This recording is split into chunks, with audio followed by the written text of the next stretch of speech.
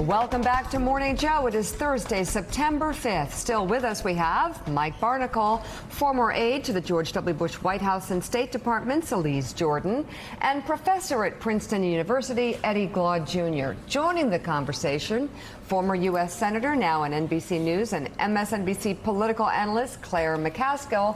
And we welcome to the table Democratic presidential candidate, Mayor Pete Buttigieg of South Bend, Indiana. Great to have you back. Morning. Good to be back. We have so much fun watching your campaign. You're just the best political athlete we've seen in a long time. In a long time. Yeah. Did I see a picture of you on the subway last night? You going around the subway? Yeah, yesterday. It's the quickest way to get around. It is the quickest. Sometimes. It is the quickest way to get around. Sometimes it's not. Well, on the right line. If we had Mayor Pete in New York, the subways would probably work. We'll No see. comments. So how's it going?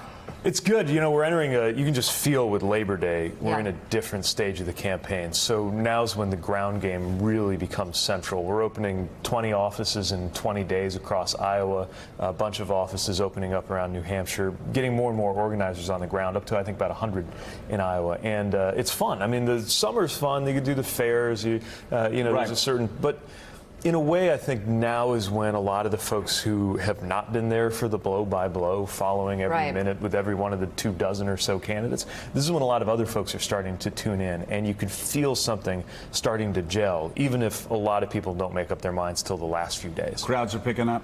Yeah, for sure. We did an office opening in Iowa City. We were going to have a few, figured maybe we'd get 100 people to come be there when we opened the office. Wound up with 800 people. We had to move it to a park. So people are tuning in. Certainly for our campaign, we're seeing that momentum build, even though, again, it is a long way out. It is a long way. We saw 5 months out. That's why you always have to be worried about any stories that talk about a campaign and where it is and the problem it has. So let's talk about what they're saying about your campaign, which is... Flaming supernova. He exploded out of the gates and then had problem in his own hometown regarding the police and race. African-American. And now his numbers have flattened out.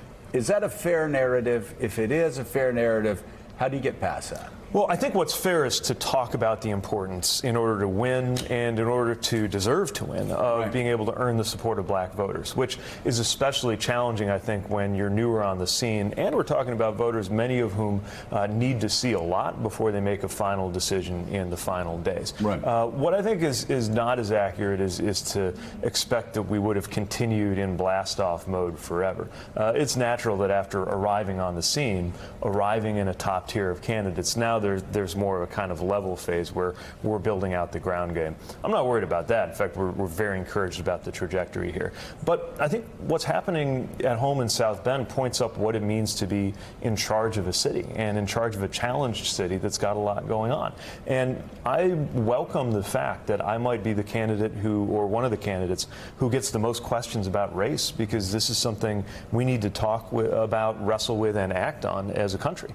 And I think that it's not just the fact that this administration has brought a lot of issues around race and racism into the open that maybe were beneath the surface. It's that the entire American project depends in many ways on whether we wrestle down the problems of systemic racism in my lifetime or allow them to continue to tear up American life. So without going through a lot of different items, what's the big idea? What's the Mayor Pete big idea on confronting the systemic racial disparities in America? We're going to have Tim Carney coming on later today talking about how Republicans need to be a lot more open when it comes to race. But he said the numbers are obvious. Economic disparity, incarceration rates. But it's more than that. It's obvious. So what's the big idea? How do you change things if you're president? The big idea is, it turns out, taking down a racist policy and replacing it with a neutral one is not enough.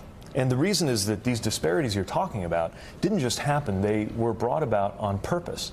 And it turns out that harms compound over time, which means it's going to take intention and it's going to take resources to reverse a lot of these issues. And it's not just, there's a lot to be said about. Well, give us a specific example of that. So, for example, you look at healthcare. Even when you control for income, it remains the case that black patients are worse off. It's because of things like the fact that a black woman in an ER is systematically less likely to have her description of being in pain taken seriously. But it's also things that happen completely outside of the clinical environment, like the fact that a lot of black Americans have been redlined into neighborhoods that are closer to sources of pollution and are more likely to be susceptible to environmental harms, which is why you're more likely to see kids showing up with asthma if they're black. That's why everything is connected. So the idea of the Douglas Plan, which we put forward with the intention of being as ambitious as the Marshall Plan that rebuilt Europe, only this time we're investing it right here at home, and we're investing it on things like dealing with systemic racism, is that it's all connected. At home, when we're having some of these tough conversations about policing and race, by the end of the hour, we're talking not only about those issues, but also about economic disempowerment, because you can't separate those things. You can't talk about the economic piece without talking about health and housing and education and even the ability to vote, which we know is being systematically hampered as part of a Republican strategy by a party that has figured out that if everybody's able to vote, they're going to lose. So we need to look at all of these things together, and that's what the Douglas Plan does on everything from building up health equity zones, where we support communities in tackling these issues that deliver the health inequities, to things that are getting talked about more, like criminal justice reform. One of the interesting things about your campaign, Mayor Pete, is that you're not shy about talking about the moral underpinnings of the arguments that you're making, trying to shift the way in which we think about politics, right? That the old way of doing things, the standard way of doing things hasn't worked, and we need to do something different. And last night in the climate change forum, you made a similar argument about how we ought to approach the question of climate change. Give us a little bit more about how this particular accent on the moral question, whether it's around racism or whether it's around climate change, actually fits and feeds into your perception of yourself as a leader. I think it's very important, because being a citizen is something that has moral content. Being a voter, the choices we're making are moral choices. And I think one of the reasons why we haven't gotten as far as we should on the climate debate is we're sometimes talking about it as a scientific debate or a political debate, when we should really be talking about it as a moral debate. It's why I'm actually a little bothered by the phrase save the planet, as if it's just this abstract thing of this planet. Look, the planet in some form is going to be here no matter what. I'm interested in saving people who have to live on this planet. This is about harm being done to human beings, and that has moral weight, especially when you layer in the fact that disadvantaged communities are usually those who bear the brunt of natural disasters and other climate change impacts. So in addition to things that you might believe certainly are true in my faith tradition around stewardship of creation, and the fact that the way we treat the environment has moral implications in that sense, just the fact that the way we treat each other, the climate debate fundamentally is about how we're treating each other.